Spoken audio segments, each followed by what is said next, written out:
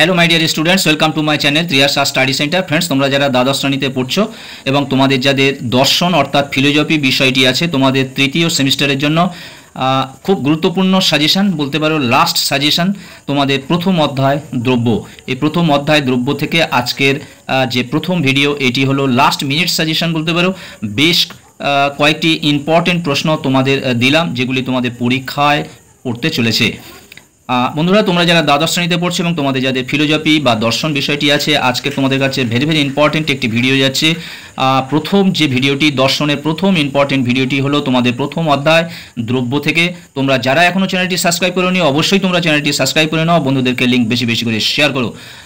তোমাদের প্রথম অধ্যায়টির নাম দ্রব্য। এসো আমরা কয়েকটি ইম্পর্টেন্ট প্রশ্ন দেখে নিই। আর তার সঙ্গে বলে রাখি, আগামীকাল তোমরা আরও একটি দর্শনের ভিডিও তোমরা পেতে চলেছো। তার নেক্সট অধ্যায়টি অর্থাৎ কার্য কারণ সম্পর্ক, সেটিও খুব ভেরি ভেরি ইম্পর্টেন্ট একটি চ্যাপ্টার। সেই চ্যাপ্টারটি থেকে সম্পূর্ণ লাস্ট মিনিট সাজেশন তোমরা কালকের পেয়ে যাবে। তোমরা অবশ্যই চ্যানেলটি সাবস্ক্রাইব করে রাখো এবং লিঙ্ক বন্ধুদের কাছে বেশি বেশি শেয়ার করো। এসো আমরা প্রশ্ন উত্তরগুলো দেখে নিই। একের দাগের প্রশ্ন দেখতে পাচ্ছ, দেকার্তের মতে দ্রব্যের সংখ্যা কয়টি? একটি, দুটি, তিনটি, চারটি। অ্যান্সার হবে তিনটি, অর্থাৎ অপশান সি। কোন দার্শনিকের মতে দ্রব্য হলো সামান্য ও বিশেষের সমন্বয়? Aristotle, Kant, Plato, Hume. Answer হবে অ্যারিস্টটল, অর্থাৎ অপশান এ। বিশেষ বিশেষ বস্তু বা ব্যক্তি, আকার ও উপাদানের মিলিত ফল, একথা বলেছেন Socrates, Plato, Berkeley, Aristotle. Answer হবে অ্যারিস্টটল, অর্থাৎ অপশান ডি। কোন দার্শনিকের মতে ঈশ্বর একমাত্র দ্রব্য? দেকার্ত, স্পিনোজা, লাইবনিজ এবং মার্ভিন। অ্যান্সার হবে স্পিনোজা, অর্থাৎ অপশান বি।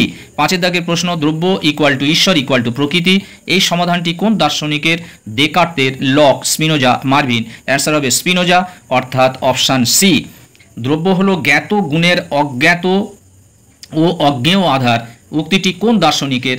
লাইবনিজের, দেকার্তের, স্পিনোজার, লকের। অ্যান্সার হবে লকের, অর্থাৎ অপশান ডি। সাতের দাগের প্রশ্ন, আত্মার অস্তিত্ব অস্বীকার করেছেন Hume, Plato, Descartes, Leibniz. Answer হবে হিউম, অর্থাৎ অপশান এ। মনাট বা চিত পরমাণুর অস্তিত্ব মেনেছেন Descartes, Leibniz, Locke, Hume. Answer হবে লাইবনিজ। নয়ের দাগের প্রশ্ন, জড়দ্রব্য হলো কতগুলি গুণ বা সংবেদনের সমষ্টি, এটি কার উক্তি? লকের, বার্কলের, স্পিনোজার এবং হিউমের। অ্যান্সার হবে বার্কলের। দশের দাগের প্রশ্ন হলো, বস্তু হলো বস্তুর সারবত্তা যা অচঞ্চল, শাশ্বত, স্বনির্ভর, একথা বলেছেন Kant, Locke, Hume, Plato. Answer হবে প্লেটো, অর্থাৎ অপশান ডি। যা স্বনির্ভর, অন্য নিরপেক্ষ, তাই দ্রব্য, উক্তিটি কোন দার্শনিকের? Plato, Kant, Aristotle, Descartes. Answer হবে দেকার্ত, অর্থাৎ অপশান ডি। দ্রব্য হলো পরিবর্তনের অন্তরালে এক অপরিবর্তনীয় স্থায়ী সত্তা, কার মত? Aristotle, Plato, Hagen, Hume. Answer হবে অ্যারিস্টটল, অর্থাৎ অপশান এ। কোন দার্শনিক দ্বৈতবাদী নামে পরিচিত? Spinoza, Descartes, Leibniz, Plato. Answer হবে দেকার্ত, অর্থাৎ অপশান বি। 14 দাগের প্রশ্ন, কোন দার্শনিকের মতে আত্মা দুই প্রকার? জীবাত্মা ও পরমাত্মা। Spinoza, lock, Descartes, Berkeley. Answer হবে বার্কলে, অর্থাৎ অপশান ডি।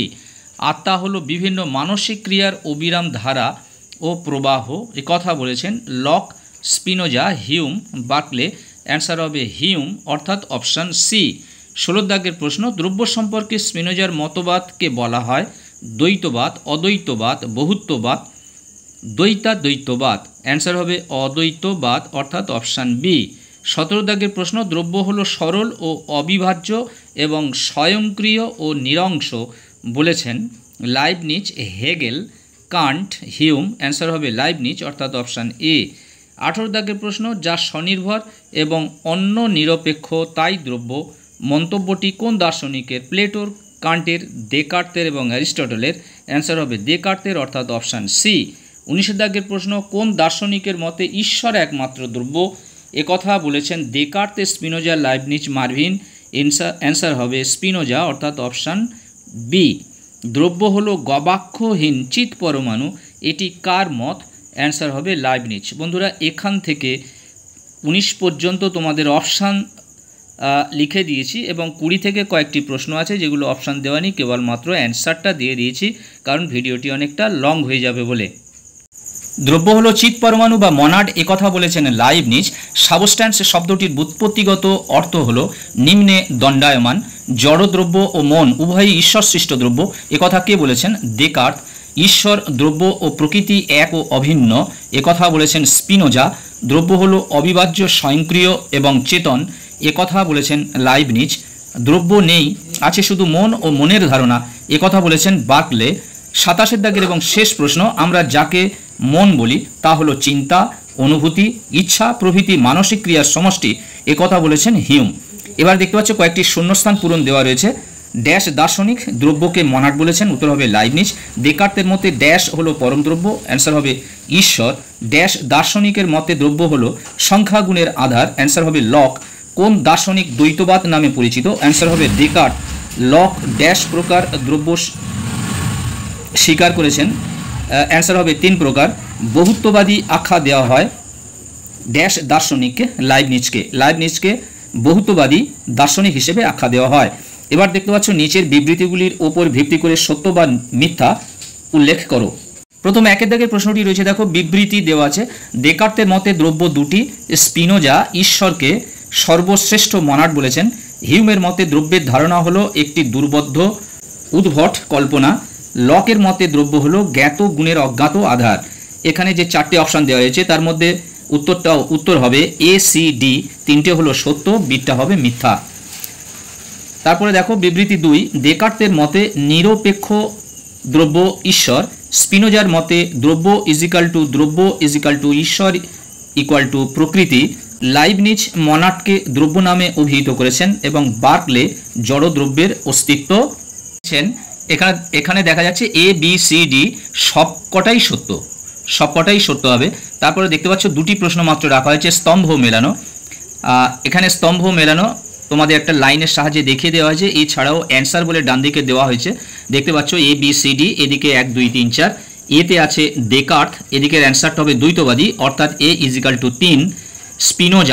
স্পিনোজা দেখতে পাচ্ছ বির দাগের, এদিকে লাইনটা টানা রয়েছে 4-এর দিকে, অর্থাৎ বি ইজিক্যাল টু 4, একটি দ্রব্য স্বীকার করেন। এবং সি হলো লাইবনিজটা দেখতে পাচ্ছ 2 নম্বর দাগে চলে গেছে, অর্থাৎ দ্রব্য হলো একটি মনাড, এটা লাইবনিজের বক্তব্য, অর্থাৎ সি ইজিক্যাল টু 2।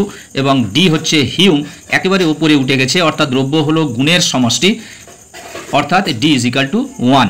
তাহলে এ 3, বি 4, সি 2 এবং ডি 1, এটি হলো উত্তর। পরের 2 দাগের প্রশ্ন দেখতে পাচ্ছ। স্তম্ভ 1, লক, বার্কলে, দেকার্ত, লাইবনিজ। এবং খ স্তম্ভতে আছে ক্রিয়া প্রতিক্রিয়াবাদ, পূর্বস্থাপিত শৃঙ্খলাবাদ, দ্রব্য হলো এমন কিছু যা আমি জানি না, এবং অহং সর্বস্ববাদ। প্রথমে এর দাগের দেখো লক দেখতে পাচ্ছ 3-এ চলে এসছে, অর্থাৎ দ্রব্য হলো এমন কিছু যা আমি জানি না, এই মতবাদটি হলো লকের, অর্থাৎ এ ইজিক্যাল টু 3। 2-এর দাগে দেখো বার্কলে অহং সর্বস্ববাদ, অর্থাৎ বি ইজিক্যাল টু 4। এবং সিতে বলছে দেকার্তটা একেবারে উপরে চলে গেছে, অর্থাৎ ক্রিয়া প্রতিক্রিয়াবাদ, অর্থাৎ ক্রিয়া প্রতিক্রিয়াবাদের জনক হলো দেকার্ত।